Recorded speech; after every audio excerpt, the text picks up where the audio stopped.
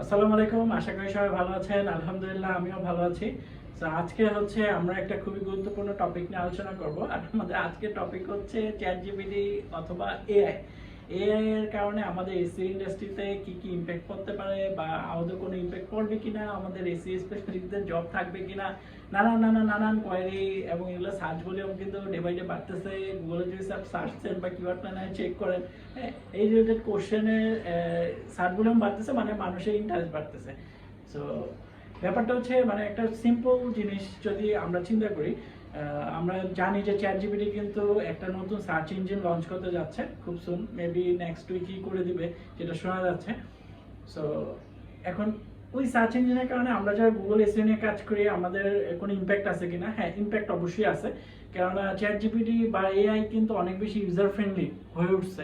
হ্যাঁ, গুগলের সাথে যদি আপনি কম্পেয়ার করেন, কিন্তু একই সাথে যদি আরেকটা জিনিস চিন্তা করেন, সেটা হচ্ছে যে সার্চ ইঞ্জিন যেটা লঞ্চ করবে ওই সার্চ ইঞ্জিনেরও কিছু কিন্তু ক্রাইটেরিয়া থাকবে, যে ক্রাইটেরিয়াগুলো ফুলফিল না করলে কিন্তু আপনার ওয়েবসাইট বা আপনার ক্লায়েন্টের ওয়েবসাইট, আপনার প্রোডাক্ট পেজ কিন্তু শো করবে না সার্চ ইঞ্জিনে। এবং সার্চ ইঞ্জিন এখন যখন আমরা গুগল ভেরিফাই করি, গুগলে ভেরিফাই করার পর গুগলের কাছে সিগন্যাল যাচ্ছে, গুগল সেই অনুযায়ী ইন্ডেক্স করতেছে, সেরকম এআই বেস সার্চ ইঞ্জিনটা ডিফারেন্ট হবে, কিন্তু অবশ্যই তাদেরও ভেরিফিকেশন প্রসেস থাকবে, টেকনিক্যাল কিছু টার্ম থাকবে, যেই টার্মগুলো বা দিয়ে এআই বটগুলো একটা ওয়েবসাইট ক্রল করবে।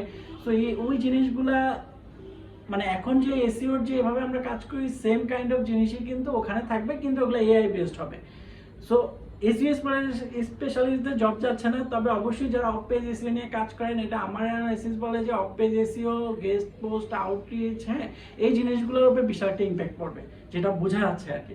সো যারা টেকনিক্যাল এসইও নিয়ে কাজ করেন তাদের কোনো টেনশন নাই ইনশাল্লাহ, কারণ টেকনিক্যাল এসইও আছে এবং সামনে এটা ডিমান্ড ডে বাই ডে বাড়তেছে এবং থাকবে। সো যারা এসইও স্পেশালিস্ট আছেন, আমার সাজেশন থাকবে আপনার টেকনিক্যাল এসইও বিষয়, টেকনিক্যাল এসইওর উপরে অনেক বেশি জোর দেন, এই জিনিসগুলো জানার চেষ্টা করেন। প্লাস আপনি আরও কয়েকটা জিনিস জানা উচিত আমাদের এখন আমরা যারা এসইও স্পেশালিস্ট আছি, যে এআই বা মেশিন লার্নিং কিভাবে সার্চ ইঞ্জিনের সাথে অ্যালাইন করে কাজ করবে। হ্যাঁ, এআই মেশিন লার্নিং কিভাবে কাজ করে, এআই মেশিন লার্নিং কি, হ্যাঁ, এনএলপি কি, এই জিনিসগুলো আমাদেরকে জানতে হবে। এখন জানলে আমাদের জন্য আমরা সামনে যে ট্রেনটা আসতেছে আমরা একটু আগায় থাকবো। যদি আমরা আগায় থাকি তখন কি হবে যে বাকি যারা আছে তা কম্পিটিটরদের কাছ থেকে কিন্তু আপনি অনেক আগায় থাকবেন। আগায় থাকলে আপনি দ্রুত কিন্তু নতুন যখন জিনিসটা হবে তখন আপনি ওই কাজগুলো কিন্তু আপনারা দ্রুত পেয়ে যাবেন। সো আপনি যদি এআইকেও, আমি নিজে পার্সোনালি এআইকে জিজ্ঞেস করছি যে এআই এসইও স্পেশালিস্টে জব কি চলে যাচ্ছে কিনা, আপনি নিজেও জিজ্ঞেস করে দেখবেন, ওকে অ্যান্সার দেয়। সো এসইও স্পেশালিস্টে জব যাচ্ছে না ইনশাল্লাহ, বরঞ্চ টেকনিক্যাল এসইও নিয়ে যারা কাজ করে তাদের জন্য সামনে বিশাল অপরচুনিটি ওয়েট করতেছে ইনশাল্লাহ। সো সবাই ভালো থাকবেন, সুস্থ থাকবেন। আসসালামু আলাইকুম।